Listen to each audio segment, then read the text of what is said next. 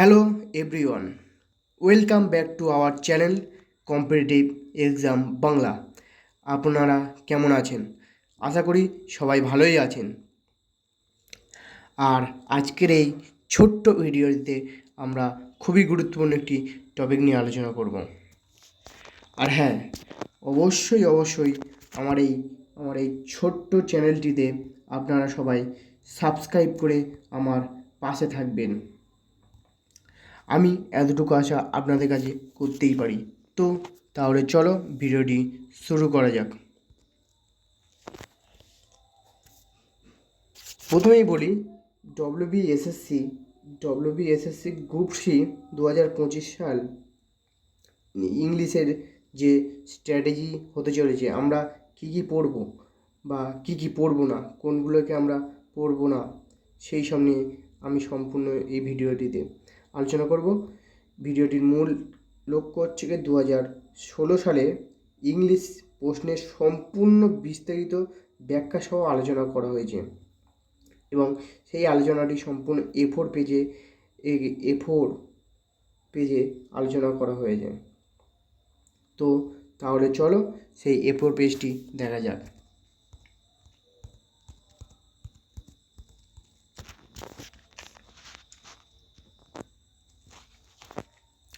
তো সেই এ4 পেজটি দেখতে পাচ্ছেন আপনাদের সকলের সামনে। টোটাল 16টি পেজটা রয়েছে এবং এখানে আলোচনা করা হবে synonym, one word, article and preposition, error direction, fill in the blanks, phrasal verb এবং আদার্সের মধ্যে অনেক কিছু আছে। টোটাল 2016 সালে মোট এই কটা টপিক থেকে প্রশ্ন হয়েছিল এবং সেইগুলি আরও ডিটেলস জানো ব্যাখ্যা সহ। তো তাহলে চলো, এবং দেখতেই পাচ্ছেন সম্পূর্ণ পিডিএফের পেজগুলো আমি সামনেই দিয়েছি। তো তাহলে চলো ভিডিওটি শুরু করা যাক। কোন টপিক থেকে প্রশ্ন এসেছিল সম্পূর্ণ ব্যাখ্যা সহ এখানে আলোচনা করেছি। তো তাহলে প্রথম প্রশ্নটি আমরা চলে যাই। দেখো, প্রথমে এখানে তো ইংলিশে প্রশ্ন হবেই এবং তার সাথে সাথে আপনাদের সুবিধার্থে আমি এই প্রশ্নটি সম্পূর্ণ বাংলা পাশে এবং এর সাথে সাথে বাংলা করে রেখেছি, যাতে অনেক এমন পরীক্ষার্থী আছে যারা ইংলিশ উচ্চারণ করতে পারে কিন্তু ইংলিশ মানেটা বুঝতে পারে না। তাদের জন্য এই সুবিধার্থে এই যেরকম এটির মানে বাংলা মানে এই সাইডে পাশে আমি রেখে দিয়েছি, যাতে এমন অনেক পরীক্ষার্থী আছে যারা ইংলিশ পড়তে লিখতে জানলেও ইংলিশ পড়ার পর সেটির বাংলা উচ্চারণ প্রায়ই জানে না। তো তাদের জন্য আশা করি এই ভিডিওটি অনেক হেল্পফুল হবে। তো তাহলে চলো ভিডিওটি শুরু করা যাক। তো write an abstract of this EC the italic words means. এই প্রবন্ধটি একটি অ্যাবস্ট্রাক্ট লিখো। এখানে ইটালিক শব্দের অর্থ হলো, অপশন আছে সামারি,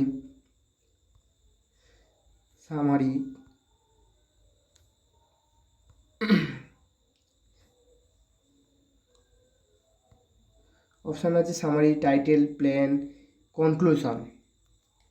যেগুলোর বাংলা মানে হচ্ছে সামারির বাংলা মানে হলো সারসংক্ষেপ এবং টাইটেলের মানে হচ্ছে শিরোনাম এবং প্ল্যান মানে পরিকল্পনা এবং কনক্লুশন এর মানে হচ্ছে উপসংহার। তো এটি সঠিক অ্যান্সার হবে সামারি। তো চলো সঠিক অ্যান্সারটা সামারি বলতে সংক্ষেপে বলা হয়েছে। ডিটেল এক্সপ্লেনেশন আমরা দেখব। ডিটেল এক্সপ্লেনেশনে রয়েছে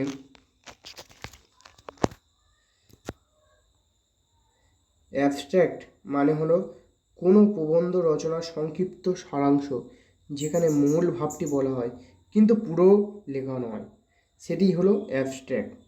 আশা করি সকলে বুঝতে পেরেছেন। তো এই যে সিনোনিমস যে অ্যাবস্ট্রাক্ট,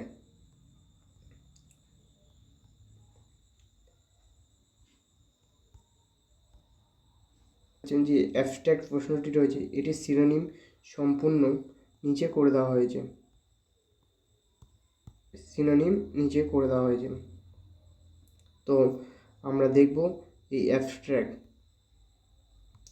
যেরকম অ্যাবস্ট্র্যাক্টের সিনোনিম হচ্ছে সামারি বা সারসংক্ষেপ, সিপনোসিস সংক্ষিপ্ত বিবরণ, আউটলাইন সবরেখাম, এগুলো হচ্ছে সিনোনিম। ডাইজেস্ট মানে সংক্ষিপ্ত সার, প্রেসিস, প্রেসিস মানে হচ্ছে সার সংক্ষেপ। আচ্ছা, ওভারভিউ, ওভারভিউ মানে হচ্ছে সার্বিক ধারণা। তো প্রথম প্রশ্নটি হয়ে গেল। তো দ্বিতীয় প্রশ্নে আমরা আসছি। দ্বিতীয় প্রশ্নটি বলে যে or is it some humble at familiar matter of today, অথবা এটা কি কোনো সাধারণ গান, আজকের পরিচিত কোনো বিষয়।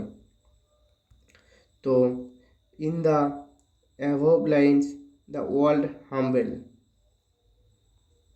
মানে হাম্বেল মিনস মানে উপরের পংক্তিগুলি, যে উপরের পংক্তি, এই উপরের পংক্তিগুলিতে হাম্বেল শব্দটি, অর্থাৎ এই যে পংক্তিটি পরে যে হাম্বেল শব্দটি রয়েছে, এই হাম্বেল শব্দটির অর্থ কী? উইক, দুর্বল, কোয়ার্ডলি, ভীরু, ইনসিগনিফিক্যান্ট মানে তুচ্ছ বা গুরুত্বহীন, মিক বা বিনয়ী। সঠিক উত্তর হবে মিক। তো এটির বিস্তারিত আলোচনা করা যাক। তো সঠিক উত্তর হচ্ছে মিক। আপনারা দেখতেই পাচ্ছেন, ডিটেল এক্সপ্লেনেশন আমরা দেখব।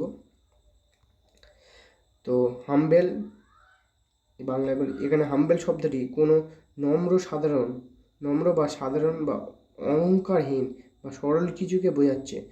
তো হাম্বেল শব্দটির আমরা সিনোনিম দেখব। হাম্বেল শব্দটির সিনোনিম হলো মিক মানে বিনয়ী, মডেস্ট মানে নম্র, সিম্পল মানে সরল, প্রিটেনশিয়াস মানে অহংকারহীন,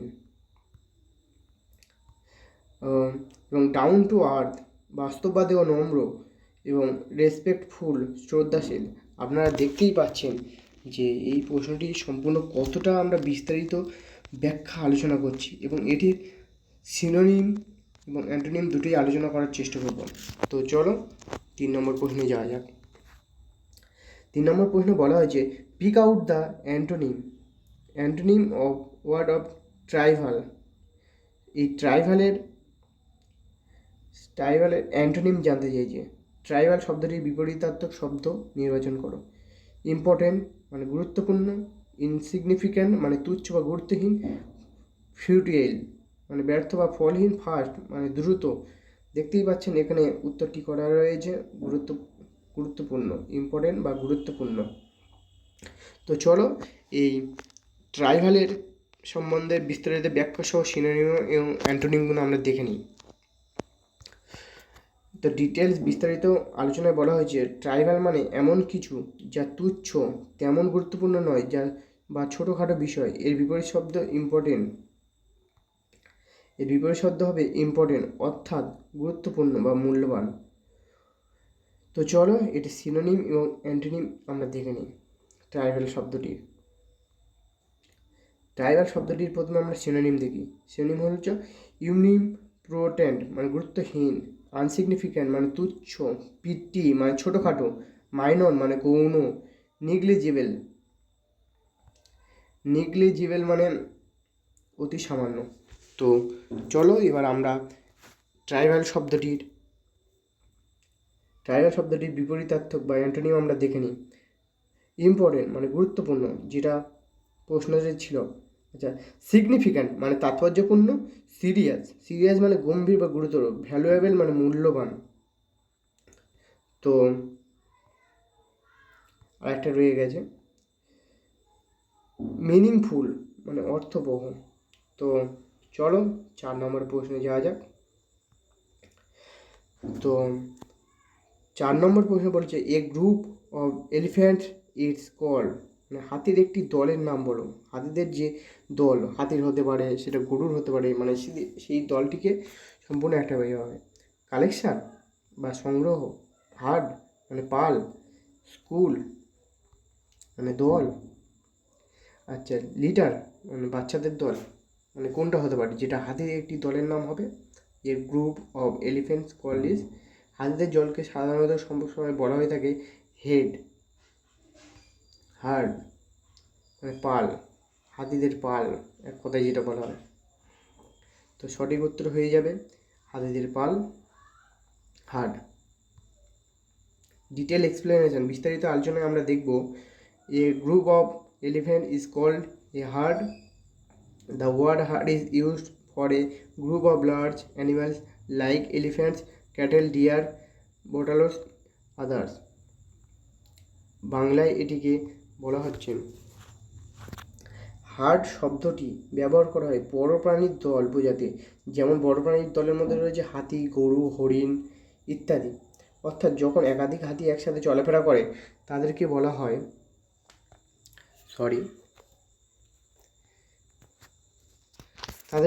হয় এ হার্ড অফ এলিফেন্টস, অর্থাৎ হাতির পাল। কি বলা হয়? যে হাতির পাল। তো চলো এই ধরনের কিছু কালেকটিভ নাউন্স আমরা পড়ি। অ্যানিম্যাল, কাউ, গরুর পালকে বলা হয় হার্ড। আচ্ছা, হাতির পালকে বলা হয় হেড। পাখিদের ঝাঁককে বলা হয় ফ্লক, এবং মাছেদের ঝাঁককে বলা হয় স্কুল বা শোল। শোল মাছের সাথে আমরা রিলেট করতে পারি যে শোল জিনিসটা। তাহলে সিংহের দল, লায়ন্স, সিংহের দলকে আমরা বলে থাকি প্রাইড। নেগড়ের দল, নেগড়ে দলকে আমরা বলে থাকি প্যাক। আর মৌমাছির ঝাঁককে আমরা বলে সোয়ার্ম। আচ্ছা, তো চলো আমরা এবার নেক্সট প্রশ্নের দিকে চলে যাই। তো 5 নম্বর প্রশ্ন হচ্ছে, একটি হচ্ছে কি প্রিপোজিশন রয়েছে।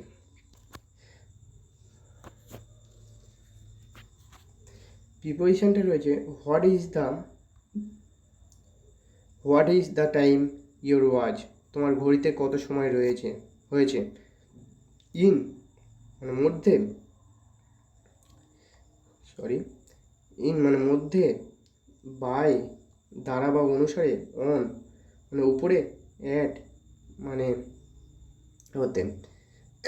তাহলে সঠিক উত্তর কোনটি হয়ে যাবে? সঠিক উত্তর অবভিয়াসলি বাই হয়ে যাবে তার অনুসারে। তো চলো তোটা দেখে নিই।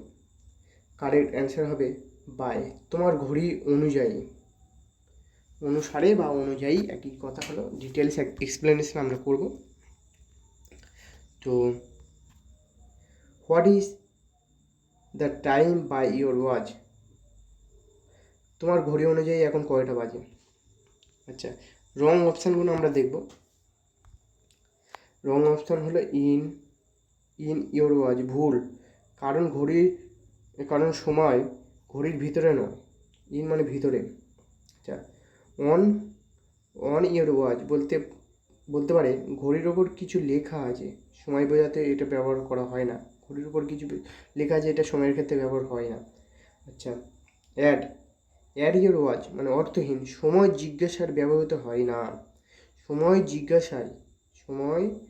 জিজ্ঞাসায় ব্যবহৃত হয় না। তো চলো নেক্সট কোয়েশ্চেনের দিকে আমরা যাই। তো 6 নম্বর প্রশ্ন, একটি বাক্য রয়েছে, সেই বাক্যটি আমরা দেখব। এগুলি সব বিগত 2016 সালে গ্রুপ সি এক্সামে এসেছিল।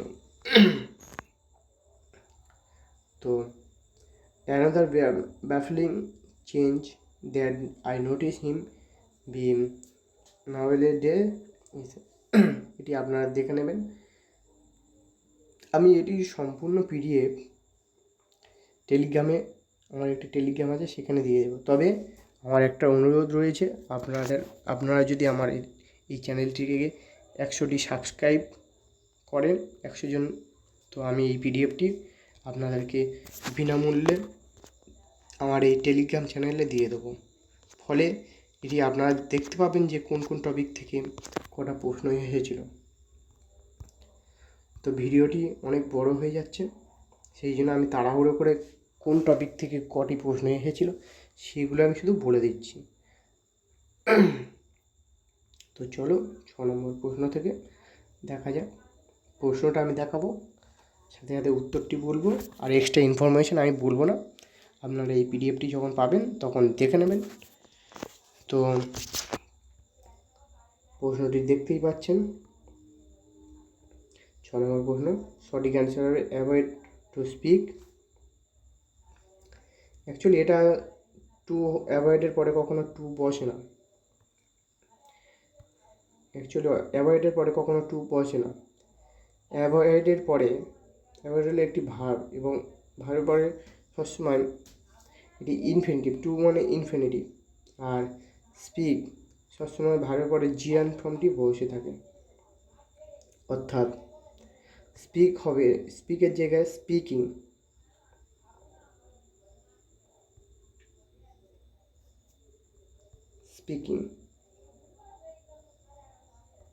তো আমরা দেখে নিই এই টপিকটি সম্পূর্ণ, টপিকের নাম জিরান এবং ইনফিনিটিভ থেকে এসেছে।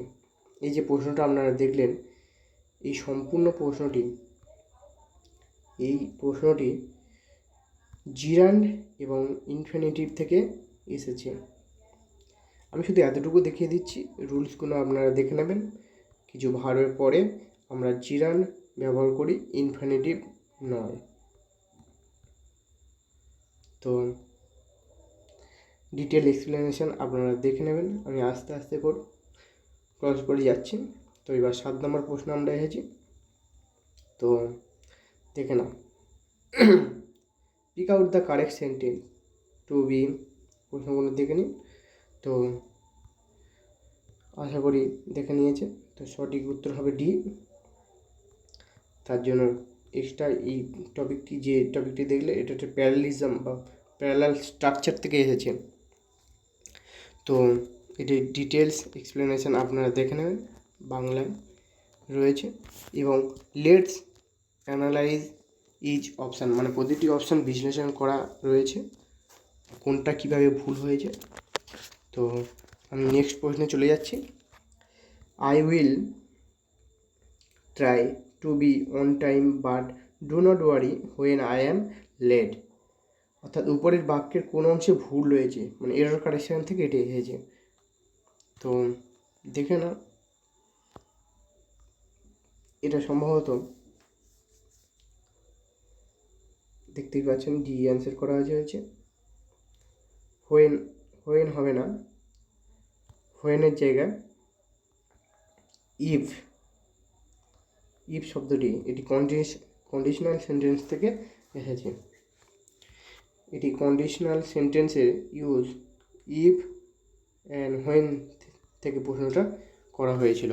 তো রুলস আমি আস্তে আস্তে দেখছি, আপনারা ভিডিওটি পজ করে দেখে নেবেন, বা পিডিএফটি যখন আমার 100 সাবস্ক্রাইব হবে তখন আমি এই পিডিএফটি টেলিগ্রাম চ্যানেলে দিয়ে দেবো, তখন আপনারা ভালোভাবে দেখে নেবেন।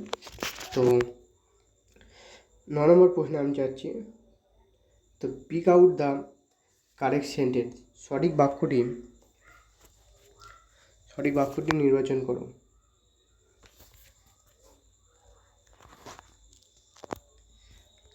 তো চলো, আমি শুধু অ্যান্সারগুলো দাগ মেরে চলে যাচ্ছি। Bhupen does not know way. তো এটি হচ্ছে কি সম্পূর্ণ সাবজেক্ট ভার্ব এগ্রিমেন্ট টপিকে ডু ডাজ ডিড টপিক থেকে এসেছে। ডিটেল এক্সপ্লেনেশন দেখতেই পাচ্ছেন। Rules he she it singular নাউনের পরে সবসময় ডাজ। আচ্ছা, I we they plural, plural নাউনের পরে ডু।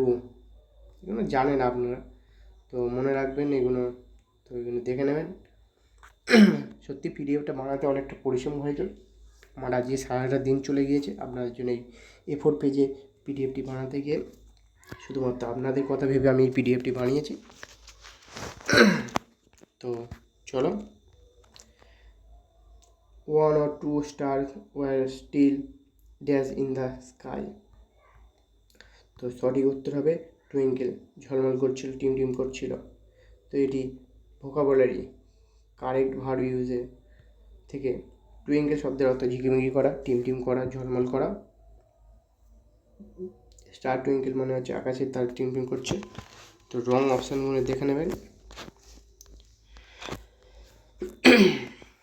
তো 11 নম্বর প্রশ্ন আমরা চলে এলাম। I can not understand what is written here. আমি বুঝতে পারছি না এখানে কী লেখা আছে, মানে এই যে প্রশ্নটা আমি বললাম তার মানে। তো দেখে নেবেন আপনারা, এটি অ্যান্সার কটা রয়েছে, মেক আউট, এবং এটি ডিটেল এক্সপ্লেনেশন। এটি ফ্রেজাল ভাব থেকে এসেছে, টপিকের নাম। তো চলো, এটির ডিটেল এক্সপ্লেনেশন আপনারা দেখতেই পাচ্ছেন। তো বন্ধুরা, ভিডিওটি ভালো লাগলে অবশ্যই একটা লাইক করবেন, এবং আরও যদি কোনো কিছু ভিডিওর প্রয়োজন মনে হয় তো একটা কমেন্ট করে দেবেন। তো 12 নম্বর প্রশ্ন আমরা চলে এসেছি। তো I regret to inform you that dash. আমি দুঃখের সঙ্গে আপনাকে জানাচ্ছি যে ড্যাশ, এখানে কী বসবে? দুঃখের সাথে সবসময় আমরা কোনটা, স্যাড নিউজ হয়ে থাকেন। তো চলো এটির ডিটেলস এক্সপ্লেনেশনে আমরা যাই।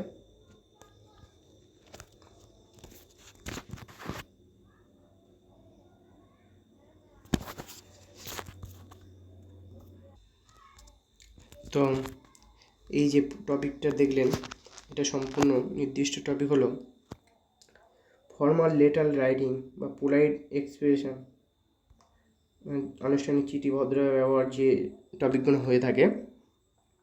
তো এটি ডিটেলস এক্সপ্লেনেশন দেখে নেবেন। তো রং এক্সপ্লেনেশন এইগুলো আপনারা দেখে নেবেন।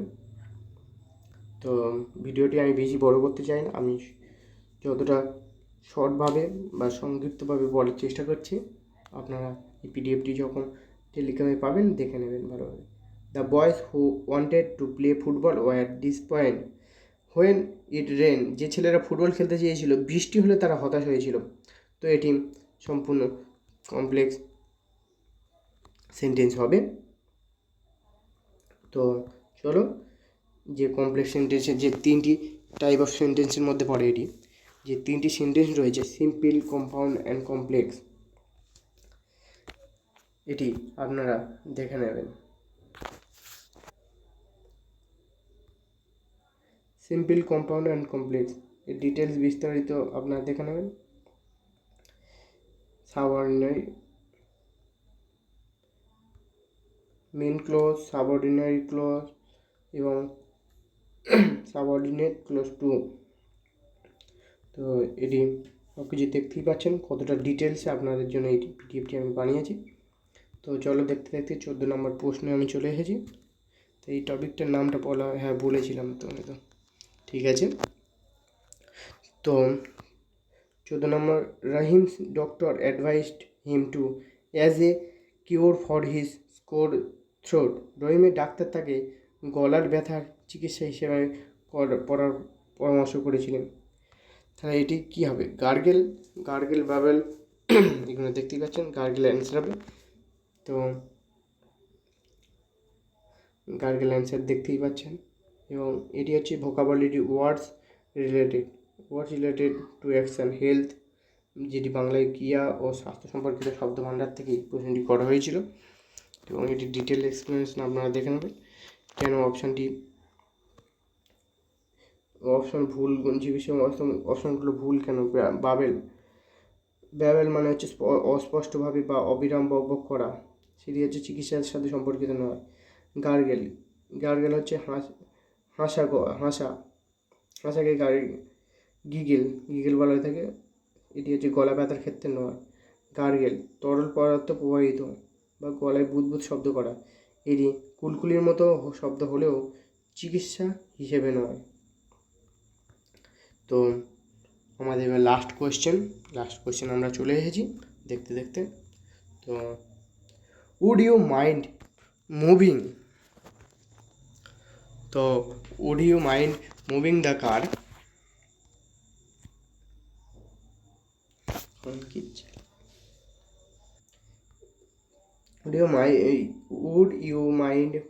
The car?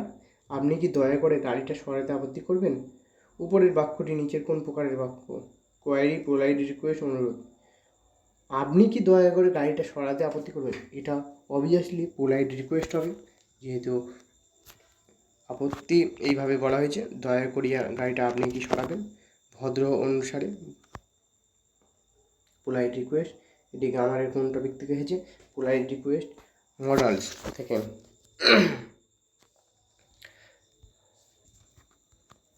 এটি গ্রামারের polite request modals would you mind, ভদ্র অনুরোধের বাক্যে, এবং এটি ডিটেলস আপনারা দেখে নেবেন। তো বন্ধুরা, এই ভিডিওটি যদি সম্পূর্ণ ভালো লেগে থাকেন তো একটি লাইক করবেন, অবশ্যই একটি সাবস্ক্রাইব করবেন। আপনাদের জন্য অনেক পরিশ্রম করে এই সম্পূর্ণ পিডিএফটি বানাতে হয়েছে। আমার প্রায় আজকে সারাটা দিন এই পিডিএফের পিছনেই চলে গেছে। তো বন্ধুরা, আমি আপনাদের কাছে এতটুকু তো আশাই করতেই পারি, তাই না?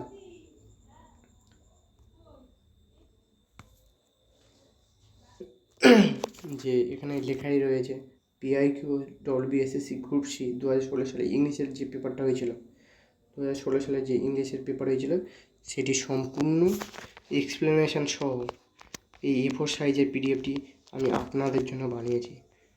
আমি আপনাদের কাছে এতটুকু রিকোয়েস্ট করছি যে 100টা যদি সাবস্ক্রাইব হয় আমি এই পিডিএফটি টেলিগ্রাম চ্যানেলে দিয়ে দেবো।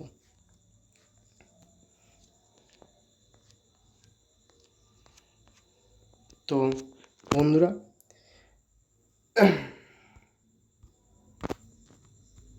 যেটা আমি আপনাদেরকে বললাম যে এই সম্পূর্ণ পিডিএফটি টেলিগ্রামে পেয়ে যাবেন, আমার টেলিগ্রাম চ্যানেল।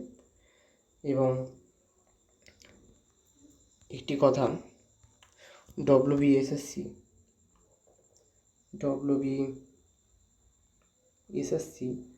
গ্রুপ সি সম্পূর্ণ সিলেবাসটা আপনাদেরকে আমি জানিয়ে দিই। সিলেবাসটি টোটাল নাম্বার রয়েছে হচ্ছে 60 মার্কস। 60 মার্কসে তার মধ্যে ইংলিশ রয়েছে 15, জিকে রয়েছে 15, এবং সিএ রয়েছে 15, এবং ম্যাথমেটিক্স এবং ম্যাথ রয়েছে 15 নম্বর।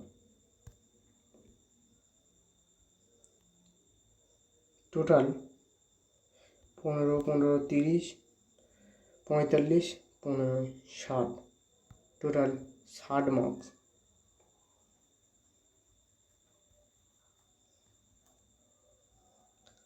তো বন্ধুরা, এই পর্যন্ত আমি ভিডিওটি স্টপ করলাম।